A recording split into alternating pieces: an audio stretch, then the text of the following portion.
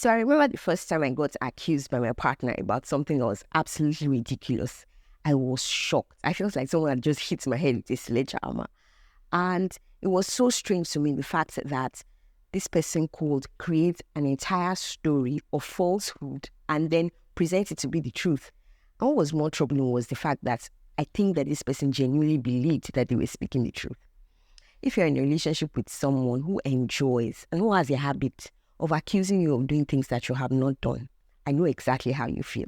Let's talk today about false accusations and emotional abuse. And I'm going to throw a couple of tips on how to help you handle your partner's false accusations. So I recently did a video about the blame game and how your partner constantly blaming you is actually a sign of emotional abuse. I'm going to link that video up in case you haven't seen it, so you can watch it after this one. Now, I think there's a difference between being blamed and being falsely accused. So blame usually comes up when something went wrong, something happened that wasn't supposed to happen, and then they pin it on you. They say it's your fault, or they never take responsibility for their actions. Instead, they want to blame you for things that they have done wrong. False accusations, on the other hand, are like a direct attack on you. So it's an attack on your self-esteem, an attack on your self-worth, and they are doing this so that they can throw you off balance, so that they can put you in a place where you're constantly having to defend yourself, so that they can put you in a state of confusion. They're also doing it so that they can console themselves, so that they can suck you down to their level. Is this way that when they've done something wrong or when they're doing something wrong, there's a way that they get consoled when they can accuse you of doing the same thing. So lots of times what they're accusing you of doing are the things that they are actually doing. It's a way that they, I said already, console themselves. So let me think of a couple of common, false accusations you probably hear. One of them is that they'll probably constantly accuse you of cheating.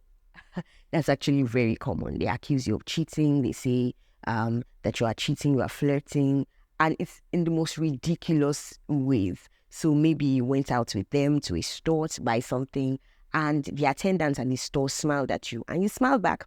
They say you are flirting, that the reason you are smiling at the person is because you are flirting. You want to cheat on them, or you are all decked up, you're looking really good, you dressed up nice. They say it's because you want to go and, flirt with someone at work, or that place you are going is because you want to go and flirt with everybody that is there. Just very ridiculous things. So if your partner is constantly accusing you of cheating, yeah, there are actually high chances that they may be cheating, because I already said abusive people will usually accuse you of things that they are doing. Other common, false accusations you probably hear is that you are a liar, you are telling lies, or they will accuse you of being manipulative, or they will accuse you of being too sensitive, they will accuse you of trying to always cause conflicts in the relationship. They can accuse you of anything really, just to pull you down, just to make you, feel bad about yourself. Now, I'm going to sort of categorize their forms of accusations into three. The reason I want to do this is so that you don't take it lightly when they start accusing you, because it can get to really grand levels. So the first category I'll say is a one-on-one accusation, where they're accusing you to your face. So you're having a conversation with them and then they just start accusing you of very horrible things, things that, you never even thought of. I know I experienced that a lot. Things that have never even crossed my mind I was getting accused of doing. So they can do that just between, both of you. They're accusing you one-on-one. Another level that it can get to is when it becomes a smear campaign. And by that, I mean that they're falsely accusing you of things you have not done to other people. So they're painting your reputation bad before other people. So they're accusing you of doing bad things to them. They're telling your friends that you've done something that you haven't done. They're telling your friends, they're telling your family members. Sometimes they're telling your colleagues at work, okay, because they want to shame you, or they want to, get you kicked out of work. They can go to very nasty lengths. So yes, so another level that it can graduate to is that it actually becomes a smear campaign. They go full out to spoil your reputation. They can do it on social media, do it in real media, anywhere that they feel that they can, smear your name. False accusations can get that bad, can get to that level. That's why there are many times when I read certain things on the media or on social media about a person, and I don't believe it immediately, because I know that there are people who will sit down, create fake stories, create false things, and put it up as true. And sometimes they are so convinced that what they are saying is the truth that when you see them talking, it's like they are speaking the truth, but they are not. Okay, so it can get to a level where it becomes a full-on smear campaign, maybe because you did something they don't like. The third level I believe it can get to, or the third category, is where it becomes where they actually create false scenarios so that they can accuse you. So, for instance, somebody cuts themselves up so that they can accuse you of hitting them. Somebody creates a scenario that looks like a rape happened so that they can accuse you of raping them. So it can actually get that bad. They can sink to very, very low debts. They don't have any low they can't sink to. I'm sure I've said that in one of my videos. Please don't take them. Don't think that there are things that they have boundaries, that there are things they can't do. They can do very nasty things. So yeah, they can actually begin to create false scenarios and then pin and then accuse you of doing false things after they have manipulated the situation. They've, cooked up something, and they can even create false evidence to back up what they're accusing you of.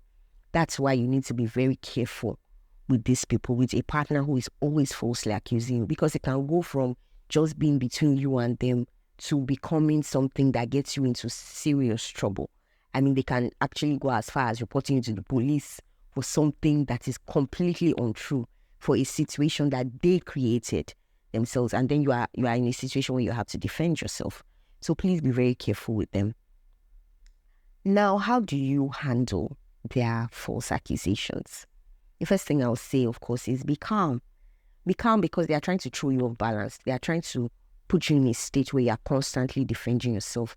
It's mental torture. It's a tactic that they're using to gain power over you. So when they start their false accusations, please be calm. It's difficult to be calm around these people. I said that in a previous video where I spoke about threats.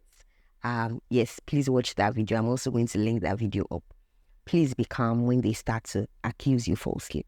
Number two thing I will say, which is very important, is that you need to get yourself a set of positive affirmations. And when I say positive affirmations, I mean whatever it is they're accusing you of, you need to begin to rewire your mind to realize that what they're saying is false.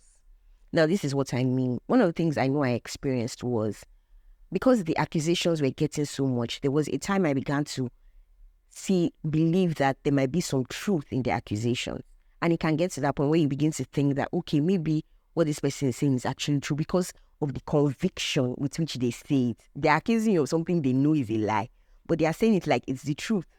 And it's happening over and over. So I know that there were times when I began to think, okay, am I really this type of person? Am I really doing this? Am I really the person causing all the conflicts? Am I really the bad guy in this relationship? That's all a lie, of course. And it's a mind game they are playing with you. So the reason you want to get positive affirmations is because you want to ground yourself. You want to continue to assert to yourself that you're not the person they are painting you out to be.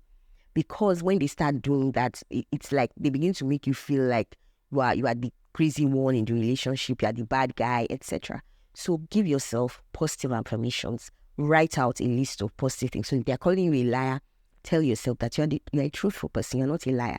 They say you are manipulative, tell yourself you're not manipulative. They say you are cheating, tell yourself you are not a cheat.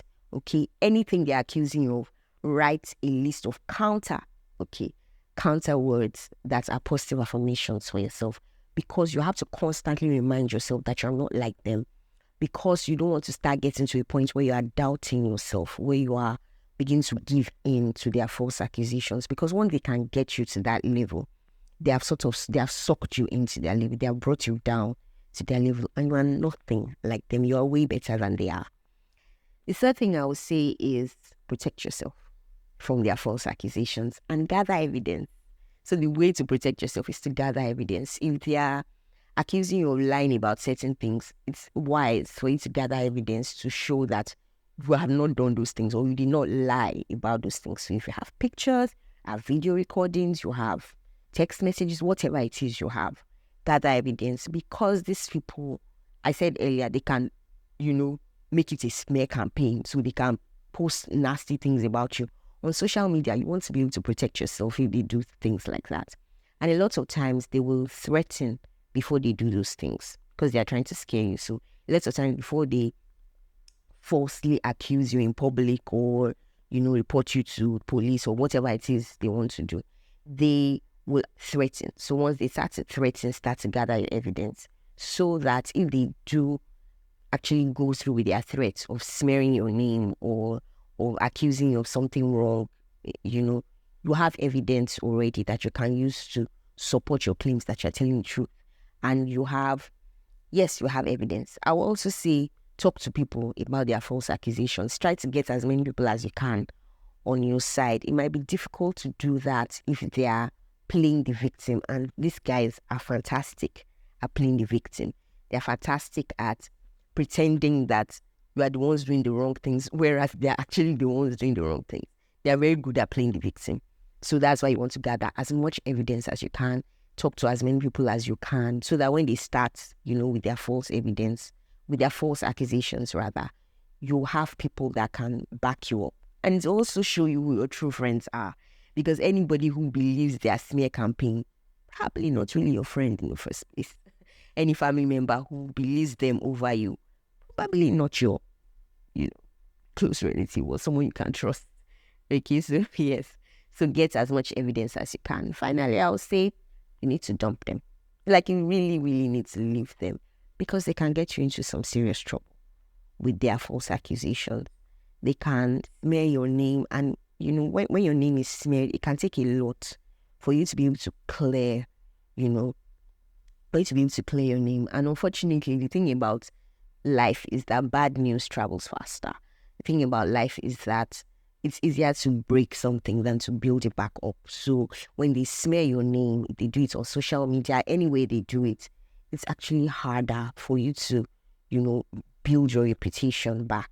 So that's why you want to quickly leave them. And when you leave them, they will still try to smear your name because they are sore losers. If you leave them, they might feel hurt and all that. That's why you gathered evidence already, right? So that when you leave them and they start with whatever drama they want to put up, you have, evidence to help you, to say that you're actually speaking the truth. Please, as soon as you can, start thinking about leaving them so that you don't pay for something that you have not done, so that you don't lose.